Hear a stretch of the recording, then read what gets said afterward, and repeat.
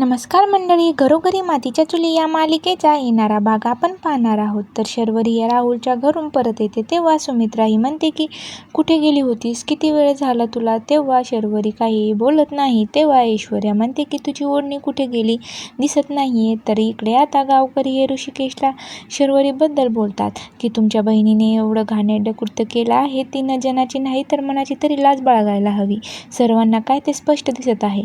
तेव्हा मात्र ऋषिकेशला खूप राग येतो आणि तो त्या व्यक्तीवर हात उठवतो. तेव्हा गावकरी म्हणतात की तुम्ही माझं तोंड बंद केलं, पण सर्वांचं बोलणं थोडं न थांबवू शकणार आहात.